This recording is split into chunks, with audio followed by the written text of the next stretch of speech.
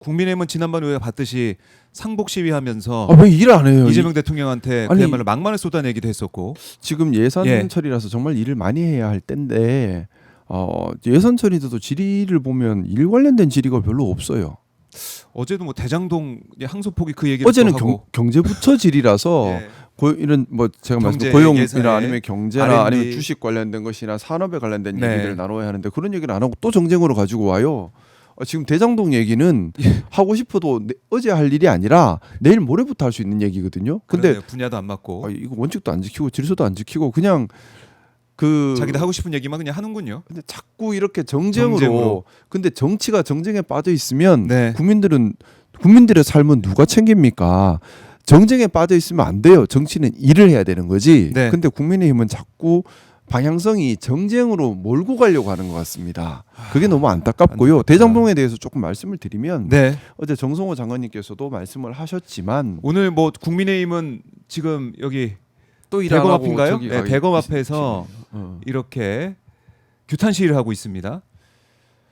그걸 오늘 아침에 저희가 네. 8시 반부터 하는 모습을 좀 볼 수가 있었는데 저기 가신 분들 사진 정확하게 딱 찍어서 우리가 기억하고 있어야 될 것 같습니다. 사진을 찍어서 기억을 네. 해야 된다. 자, 우선 대장동 네. 사건에 대해서 말씀을 드리자면, 자, 검찰은 어떻습니까? 잘못을 하면 기소를 하고 기소를 하면 재판을 진행을 하겠지요. 공소유지를 합니다. 그럼요. 그러면 공소유지를 할 때 그때 최선을 다해야 되는 것이겠지요. 네. 그죠? 그럼요. 그래서 1심에서 혹여라도 공소 사실이 빠진 거 있으면 공소장 변경을 통해서 보충 보완을 해서 1심에서 사실관계 주장을 다해서 제대로 된 판단을 받아서 가급적이면 국민들께서 한 번의 재판으로 마무리할 수 있도록 그래서 길게 고통받지 않도록 하는 것이 검찰의 의무입니다. 동의하시지요? 네. 자, 그러면 이번 검찰 대장동 사건에서도 1심에서 그와 같은 노력을 당연히 했어야 하고 했다고 우리는 생각할 수 있습니다. 동의하시지요? 네. 그러면 검찰이 밝힐 수 있는 사실관계에 대해서 최대한 다 사실관계를 밝혀서 재판부에 호소했을 겁니다. 자, 그 결과 네. 검찰이 요구했던 구형보다 법원의 선고형이 더 높게 나왔습니다. 그건 무슨 의미인가요? 보통은 검찰의 구형보다 법원의 선고형은 낮게 나옵니다. 거의 뭐 2분의 1 이 정도 생각을 많이 하더라고요. 예, 왜냐하면 검찰에서 최선을 다해서 이 사람 정말 나쁜 사람입니다 하면서 최대한 올려서 구형을 해 들어가기 때문에 그렇고요. 그리고 구형이라는 것 자체가 검찰이 그 재판 심급 단계에서 달성하려는 목표이기 때문에 그렇습니다. 근데 100% 목표 달성이는 없기 때문에 보통 70% 60% 정도 선고형이 나옵니다. 그런데 네. 이번 대장동 사건 같은 경우는 검찰이 최선을 다해서 1심 재판을 진행했고 밝힐 수 있는 공소 사실을 최대한 다 밝혀서 구형을 했는데 법원은 그것보다 더 큰 선고형을 때렸습니다. 자, 그러면 법원이 재판을 검찰의 손을 안 들어준 건 아니죠.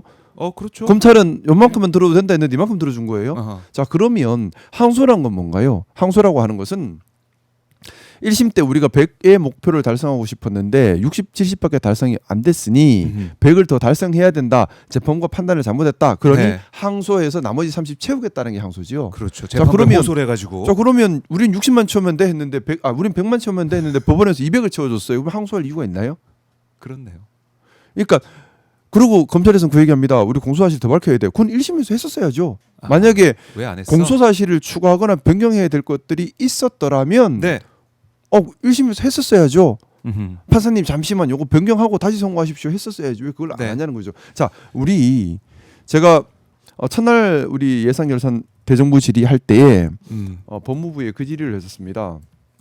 국가가 국민들께 불법 행위를 해서는 안 됩니다. 네. 국가는 국민을 지켜야 하고 국민들이 불법 행위로부터 피해받지 않도록 지키는 것이 국가의 의무인데 반대로 국가가 국민들에게 불법 행위하는 경우들이 많이 있었습니다. 대표적인 것이 검찰이 검찰권을 남용해서 국민들을 괴롭혀 왔던 것이지요. 거기에 따른 배상금이 얼마인지 아십니까? 얼마였어요? 2020년도에 소요되는 국가가 국민에게 이렇게 검찰권을 남용하는 등 여러 가지 이런 사유로 인해서 배상해야 될 배상금, 배상 소요액이 3,800억입니다. 우리 규정한 혈세가 국가가 불법 행위를 한 것 때문에 말도 안 되게 사용되는 부끄러운 참담한 현실인 거예요. 그러면 이거는 금액을 떠나서요. 부끄러운 겁니다.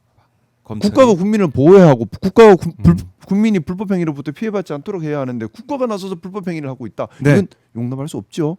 자, 그러면 당연하게 그런 걸 줄이도록 노력해야죠. 네. 특히나 우리가 목도했지 않습니까? 검찰이 검찰권을 남용해서 국민들을 힘들어하시고 억울한 피해가 생기고 검찰에서 수사하는 것만 가지고도 나중에 무죄 나오면 뭐합니까? 아무도 몰라줘요.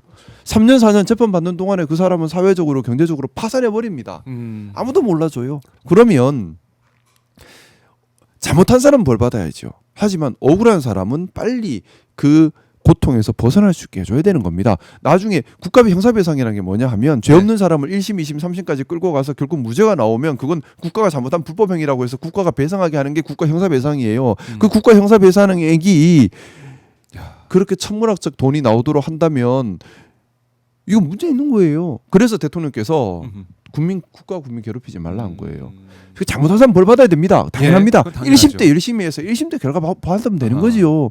1심 때 열심히 해서 1심 때 유죄 판단을 받고 그 국가는 원칙적으로 1심에서 네. 잘못한 사람 단죄를 끝낸다는 생각으로 국가의 그 강력한 조직과 강력한 힘으로 강력한 수사력으로 1심 때 끝을 내는 것이고 예. 근데 개인은 다르잖아요. 개인은 힘이 있습니까? 아무것도 없잖아요. 그러면 경우에 따라 변호사 조력도 못 받고 1심 하는 경우도 있다고요. 그런 경우에 한해서 그러면 그런 분들이 1심에서 피고인들이 본인의 부족함 때문에 경제적 부족함이나 네트워크나 힘의 부족함 때문에 1심에서 억울할 때에 항소, 상소를 할 수 있도록 길을 열어주는 삼심제로. 그게 피고인을 위한 형사 절차인 것이지 네. 강력한 힘을 가진 국가가 1심에서 다 받았는데 괴롭히려고 2심, 3심으로 계속해서 끌고 가는 거는 국가가 괴롭히는 거고 국가가 힘을 남용하는 겁니다. 그런 거 하지 말라는 방침을 세웠던 것이고 자 그리고 이 대장동 사건에 관해서 대통령께서 직접 지시한 거 있나요? 없습니다. 없죠. 장관님도 직접 지시한 거 없죠. 원칙에 따라 판단한 거죠. 장관님 원칙 예. 첫 번째 원칙 그거였죠. 신중하게 알아서 해라. 네. 신중하게 알아서 해라. 그리고 예. 결과 올라왔는데 구형량보다 선고량이 2배 많았습니다. 아 2배인가 얼마인가 모르겠다. 아 하여튼 구형량보다 선고량이 더 많았습니다. 유동규 7년 구형했는데 8년이 나오고 그러니까 조금 더 나왔네요. 예. 구형량보다 선고량이 많았습니다. 그러면 원칙상 항소할 이유가 없는 거죠. 그게 원칙이고 그게 지금 우리 원칙을 얘기한 대한민국- 건데 그게 무슨 은폐예요? 그러니까 지금 보면은 이거 어제 정성호 장관의 설명도 우리가 쭉 들어봤지만은 실익이 없다. 원칙을 지키자는 겁니다. 원칙이 저는 계속해서 말씀드리자면 보수주의자예요. 아, 보수주의자는 맞아요. 원칙을 지키는 걸 중요하게 생각합니다. 검찰이 항소 원칙을 지키면 돼요. 검찰의 항소 원칙 1심 때 최선을 다한다. 네. 그리고 구형량보다 적게 선고형이 나면 항소할 수 있다. 경우에 따라서. 근데 그 항소도 신중해야 한다. 네. 구형량보다 선고형이 높았다. 항소할 이유가 없는 거죠. 그게 원칙입니다. 원칙대로 하는 거예요. 자 그리고 검찰 그동안 뭐였는데요. 윤석열 정부 때 네. 사건 은폐 얼마나 많았습니까? 김건희 은폐, 뭐 다 은폐, 명태균 은폐, 무혐의 주고. 은폐 할 예. 때는 입 다물고 가만히 있다가 지금 원칙대로 진행하니까 갑자기 난리예요. 그러니까요. 그걸 보면서 국민들께서 이거 검찰이 왜 이렇게 선택적이야? 검사들이 왜 이래? 이런 생각 다시 한번 하실 것 같아요. 선택적인 걸 떠나서 예. 검찰도 원칙으로 돌아가야 하는 겁니다. 항소의 원칙으로 돌아가면 되는 겁니다. 항소의 원칙으로 돌아가라. 항소의 원칙으로 돌아가야 하고 또 하나의 원칙입니다. 네. 국가가 국민에게 불법 행위를 해서는 안 된다는 원칙입니다. 그 신중해야죠. 원칙, 무너졌던 그 원칙을 바로 세우는 과정인데 검사들이 지금 그런 얘기하고 있는 게 윗선의 어떤 뭐 압박, 압력 이런 것 때문에 항소를 포기했다. 이런 프레임. 구체적으로 없잖아요. 무슨 압박이 있었어요?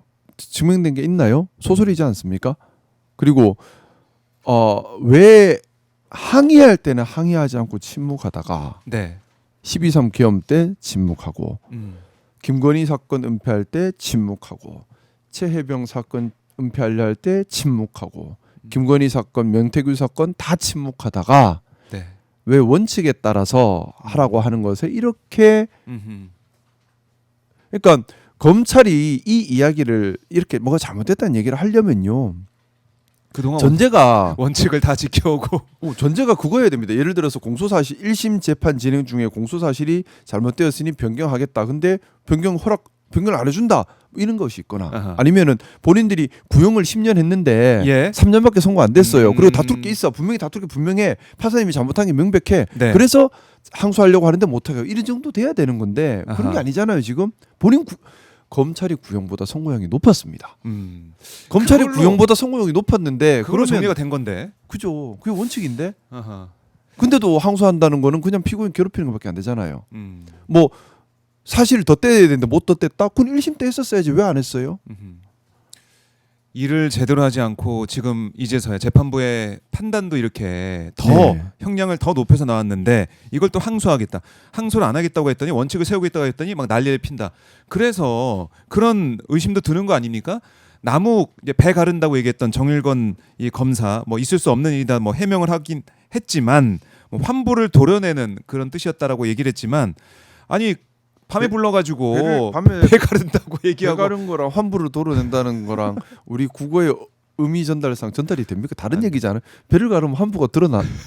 배를 가르면 사람이 죽지. 그게 그렇죠. 어떻게 환부가 그리고 아이 사진 보여주고 그동안 오래 못 봤을 것 같아서 사진을 보여줬다 이런 해명을 하던데. 그러니까 배 가른다 해요? 오래 못 봤을 것 같으니까 보고 싶지 한다면 배 가른 이게 뭐 이상하잖아요. 좀 그렇네요. 우리 상식선에서 자 그런 검사님들이- 얘기가 나오다 보니 이걸 또 막으려고 항소 포기에 대해서 또 벌떼처럼 일어나는 게 아니야 이런 생각도 들고 검사들의 이 치부를 드러내기 싫어서 제가 꼭 검찰 조직에 드리고 싶은 말씀이 있습니다. 검찰 네. 조직의 그 권력도 국민들이 부여한 권력입니다. 음. 그러면 국민들에 대한 신뢰를 지켜야지만 그 검찰 권력이 제대로 기능할 수 있는 것입니다. 또한 검찰이 그 권력은 국민들이 부여한 권력이기 때문에 사용에 신중해야 하고 국민들의 권익에 부합해야 하는 겁니다. 국민들께서 부여한 권력을 네. 검찰 자신들을 위해서나 아니면 남용하거나 경우에 따라 국민들의 권익에 반대가 되거나 국민들의 신뢰를 깨트리는 데 사용한다면 네. 국민들이 그 권력을 계속해서 가지게 할 수가 없는 거지요. 다시 회수할 수밖에 없는 겁니다.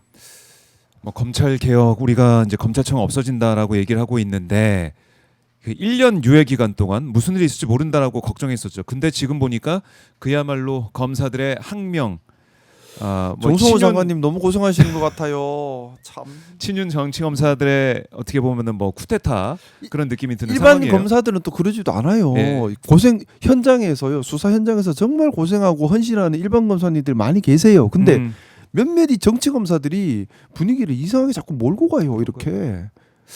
정치하고 싶으면 그냥 솔직하게 얘기하고 정치하세요. 왜 검찰 조직에 남아서 그러시는지 모르겠어요. 강백신 검사 뭐 이제 이프로스에 글 남기면서 이게 또 확장되고 확대된 그런 측면이 있는데 결국 또 친윤 검사들이 나서서 이 판을 아수라장에 만드는 게 아니냐 이런 생각이 들고 국민의힘도 아까 좀 언급을 했지만은 검사들의 이런 행태 특히 이제 한동훈 전 대표가 열심히 이제 페이스북 글 남기고 방송에도 출연하고 뭐 검찰은 뭐 자살했습니다 이런 얘기를 하면서 여러 가지 정치적인 활용을 하고 있더라고요. 네. 어떻게 보십니까? 뭐 한동훈 전 대표를 자꾸 비판하고 싶지는 않은데 네. 늘 이런 모습이라서 좀 실망스러운 건 분명히 있습니다. 뭐냐 하면 정치를 할 거면 나는 이런 정치를 하고 싶다. 이런 나라를 만들고 싶다. 이런 것이 중요한 가치라고 생각한다. 그래서 국민들께 이런 일을 하겠습니다. 이게 본질이에요. 네. 그런 얘기 들어본 적 있으세요? 기억이 안 나네요. 잘안 되고 그런 지금도 얘기는 뭐 그런 뭐 얘기는 탄핵, 없고 특검 이런 얘기만 하고 있네요. 늘 보면 예. 공격 대상을 설정을 하고 공격 대상을 공격하기 위해 모든 수단 방법을 동원하고 네. 그래서 상대를 공격해서 흠이 나면 그 반사 이익으로 세력을 모으고 늘 이걸 반복하고 있습니다. 이건 정치 검사들이 하는 행동이에요. 지금 이런 모습은 정치인의 모습이 아니라 정치 검사의 모습입니다. 아하.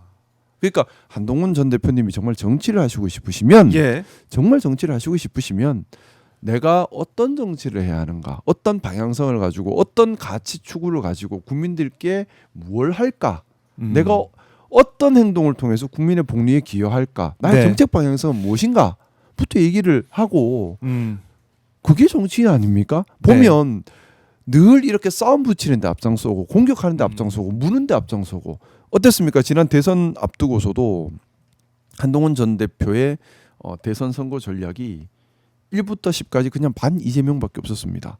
어떤 나라를 만들겠다가 없었어요. 자, 이거는 그렇죠. 무책임한 거예요. 무책임한 겁니다. 정치인은 책임감이 있어야 합니다. 네. 근데 국민들에 대한 책임감이 있어야 하는데 이건 국민들에 대해서 무책임한 거잖아요. 비난하고 싶은 게 아니에요. 네. 저는 한동훈 전 대표가 정치 잘하셨으면 좋겠어요. 근데 정치를 잘하려면 방향성부터 설정하라는 거예요. 왜 맨날 남 욕으로만 뭘 하려고 그래? 남 욕해서 반사적 이익으로 뭐 하려고 그래? 그게 아니고 일을 해야 된다고요. 정쟁이 정치가 아니에요. 정쟁은 정치의 모습이 절대 아닙니다. 정쟁이 정치의 모습이 돼서는 아니고 국민을 위해 일을 하고 정책을 발굴하고 예산을 배정하고 집행을 하고 이게 정치예요. 국민의 목소리를 듣고 국민의 힘든 걸 도와주는 게 정치라고요. 네. 정말 정치인의 자세를 김상호 의원 만날 때마다 저희가 항상 배우고 있는데 국민의힘 특히 이제 한동훈 전 대표나 이런 정치인들을 보면은 일하는 모습은 안 보이고 이제 말꼬리 잡고 그쵸, 비난하고 말꼬리 이런 거만 보이기 때문에 우리가 이재명 대통령이 좋아하는 제일 큰 이유가 뭡니까? 일자리에서 국민들을 위해서 일하려고 해서 그 고민을 밤낮으로 그렇네. 하고 내가 하잖아요. 머슴이야 이렇게 어. 하는 이재명 그게 대통령의 정치인의 모습. 자세죠. 공인의 자세고요.